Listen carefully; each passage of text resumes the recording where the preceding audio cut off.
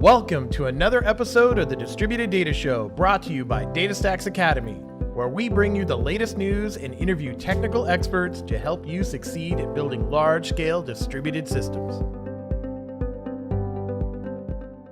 Hi there. Welcome to another episode of the Distributed Data Show. I'm Amanda, a technical evangelist. This is David, and we have Adron. He's on as well. Adron Collider. Hello. And we're all part of the Tech Evangelist team here at DataStax, and today we're going to be continuing the discussion around multi-cloud. Totally continuing. So we have quite a few topics we want to talk about today, so let's get started. So really, we want to talk about today around our reference application that we have here, which is KillrVideo. And if you haven't checked it out, then you need to go check it out. It's kind of awesome. Yeah. It's awesome. It's actually pretty cool. I mean, I didn't write any of it at all. Totally awesome. Yeah. He wrote it all. Yeah. Sarcasm is heavy. It's okay. So you've taken some time, you've checked it out. Now you're back to the video. So let's kind of talk about it a little bit. So you've been doing we've all been doing a little bit of research work and a little bit of work around this with multi-cloud for this application. Mm-hmm. So we got a couple of questions around there. So why do you need multi-cloud setup for an application like this, like around KillrVideo? Well, okay, so if we look at what KillrVideo is, right, at its base, it's a reference application that, as our team, we're evangelists, but we're really developer advocates. Yeah. So part of our job is to go out there and find ways to not only help teach and learn and things like that to the developer community, and find ways to make people kind of awesome with all of our stuff, right? So we built, over the course of so many years, we built a set of reference apps, which are KillrVideo, that essentially help us kind of explore all the various kind of like technical things you might need to know, what code looks like, the full stack, everything, right? So that's why KillrVideo itself exists. And we are now, as you mentioned, researching into this whole multi-cloud thing.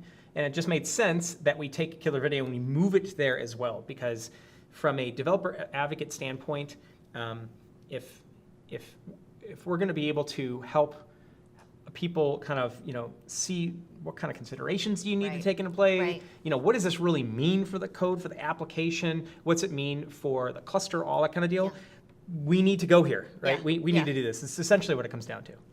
We also just put on the hat of the startup or the company that's had the super successful surge in users all of a sudden, thinking from the perspective of like, okay, this is their app. The KillrVideo is their application, and thought, well, okay, they're having a surge of users in Europe and southeastern United States and down in California and all this stuff. And currently we only have it in 1 or 2 points of presence in one cloud provider. And we want to get it out to other places. So we thought, like, how do we scale this? How do we start to break this out to multiple clouds? How do we increase the availability of it and make sure it stays secure and all the aspects that would come up with that? I think the best way to learn about something is doing it. Yep. And so this is exactly what our purpose was, to actually get in there, get our hands dirty, and get learning about it. Yeah, absolutely. Yeah. There's all sorts of little details, you can think about all you want, but you won't know until you do it. Yep. Exactly. So what kind of architecture do we have around for our multi-cloud setup for KillrVideo? Yeah, okay. So there's a couple different areas with this. There's the application standpoint, right? Mm-hmm. And then there is the cluster standpoint. Right. So for us, the main change from this standpoint is the cluster, right? Okay. So KillrVideo as it is today, we already have a presence on the cloud, right? We've got a cluster up there that supports this, but now as we're moving into multi-cloud, we actually have to deploy a cluster that is represented on multiple clouds. Right. Right. So we now have a setup with a single cluster, multiple data centers. Each data center represents one of the cloud vendors, or one of the main ones. So we've got one in Azure, we have one in GCP, and then we have another in AWS, right? Okay. The big three, right? And so that, at a very, very basic architecture standpoint, that's the main change there. So the cluster now is distributed on 3 data centers on each of the big cloud providers. Now, from the KillrVideo, from the application standpoint, or even before that, from the data model standpoint, now what I'm just about to say really depends on what you're doing with your app. But for our purposes and what we're doing, I needed to replicate across all of my DCs. This isn't much different than what you would do if you wanted to replicate across DCs otherwise, right? So we did have to change. We had we made some changes, at least at the data model with our key space creation. Okay. That simply enough, we just set the replication settings so they will replicate across each one of those DCs. Oh. Right. No big deal, right? So it's just a simple one-line change, is what you're saying. Yeah. Wow. Yeah. That's pretty simple. Yeah. That part is easy. Yeah. That part's easy. Go ahead. Yeah. Okay. Yeah. I was just going to say there's other changes though.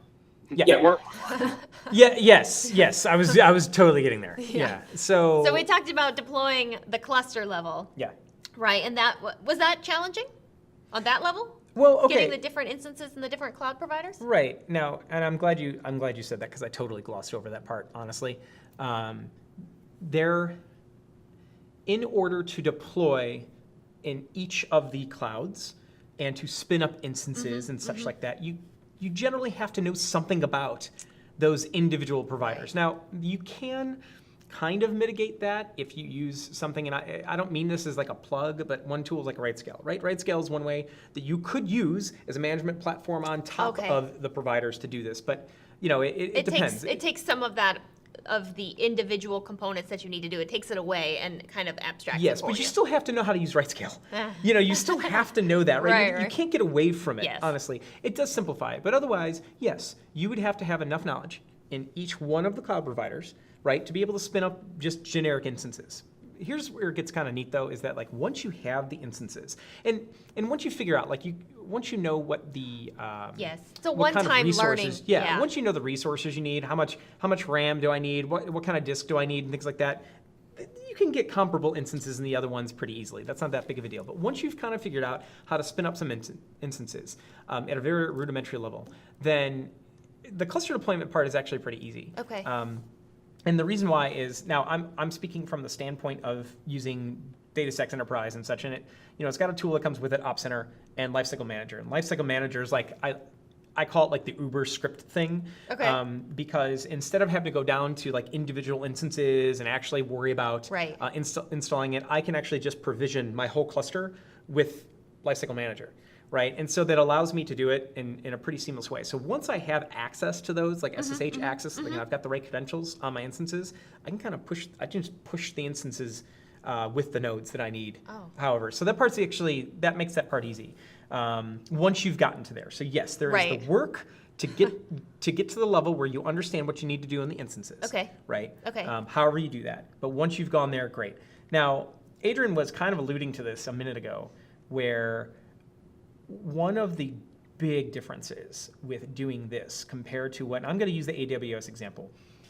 We currently have stuff deployed with the pre-multi-cloud KillrVideo in AWS on that cloud. Now, my application and my database, my distributed database, are actually separated for security reasons. Okay. Right? So I have two VPCs. I have a VPC here for my application. I have a VPC here for my cluster, and then we have a peering connection between them. There's Bastion servers. There's all sorts of things that lock the cluster down. So I can't just walk into those nodes. I can't, I don't have access to actually that on my own cluster, which is fine. Right. That's done like that on purpose, right? Yeah. Well, here's the thing: is what happens now? I'm going AWS to GCP, or AWS. Can I do VPC peering connections between them? And then how do I get access to those, right? So all these questions start coming up. And so what we chose to do, and there are multiple ways you can go about this, but what we chose to do is publicly expose the node IPs. Now, I realize that some listening right now might be like, whoa, what did you just say? Yeah. Just to throw the caveat out there, even though we did this, it's not particularly a best practice, or even what we're we're just getting going. Right. This is just, we're doing some research here, proof of concept type of stuff, to make sure that we're actually communicating between the clouds, seeing what the internet connectivity is between these points and stuff like this, because it definitely opens up all sorts of concerns, especially if you're going to do static IPs or even dynamic IP assignment. You're opening up a bunch of IPs to denial of service attacks, all sorts of possibilities. So even though we've secured some of the communication between these points, there's all these other issues now to think about. And a lot of big companies, if they are going to go multi-cloud, they'll dive in with something like similar to how Amazon uses Direct Connect to connect between regions. You can go third party or even use some of the capabilities of the cloud providers themselves to connect to another cloud provider and set a dedicated VPN or something like that, and effectively keep your database solution in a DMZ that's not connected to via the internet. So only your application and its VPC or virtual network or whatever the cloud provider would call it would be actually connecting to the database. So there's a lot of solutions in a lot of ways, but just this caveat is that we didn't do it that way. We connected via IP to IP from cloud to cloud.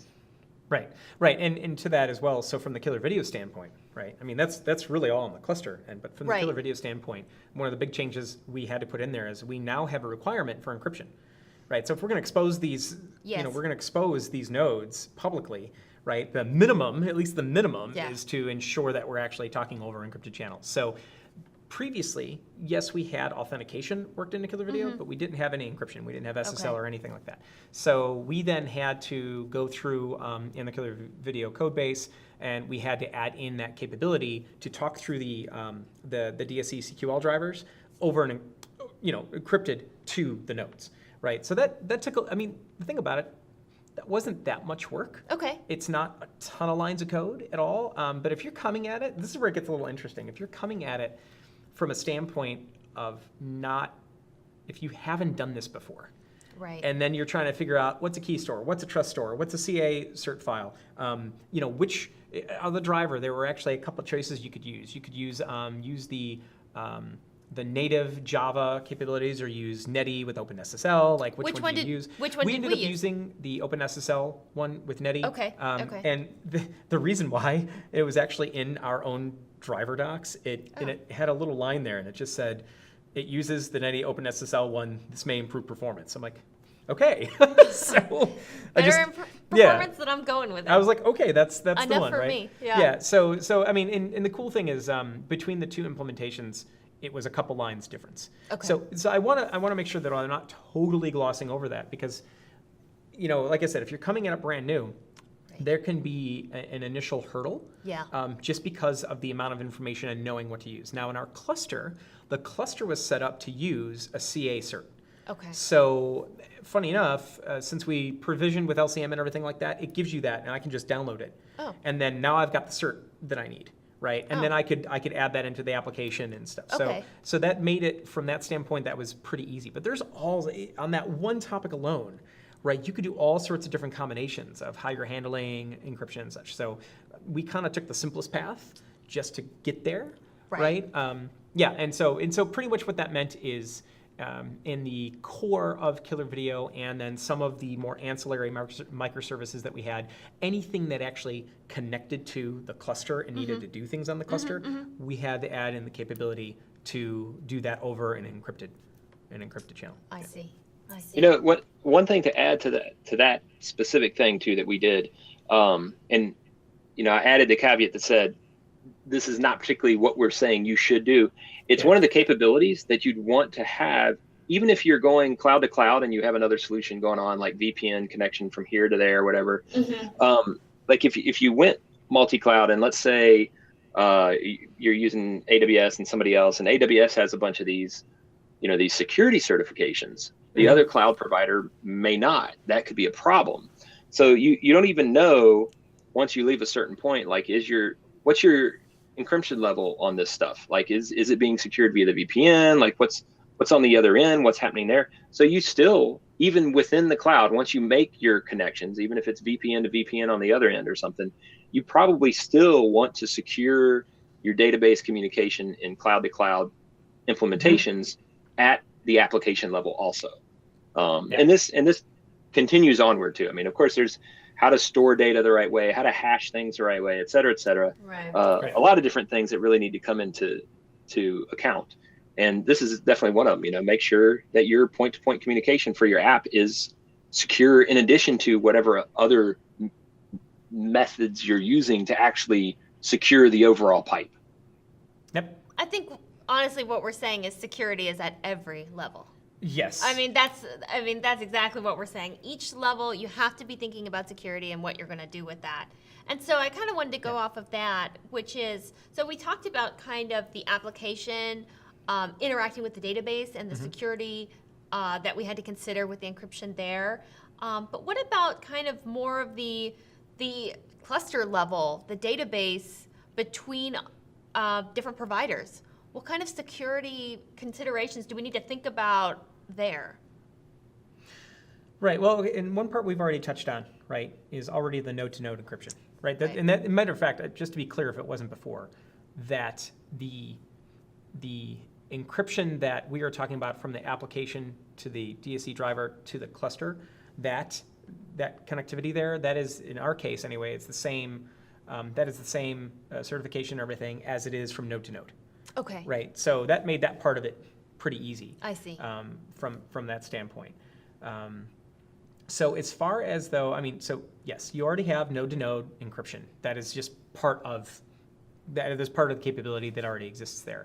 Now, Adron, you had touched on earlier. I mean, that's not what we're doing, but you had touched on earlier about some other potential paths, like whether you're talking VPNs or some other things there. Right.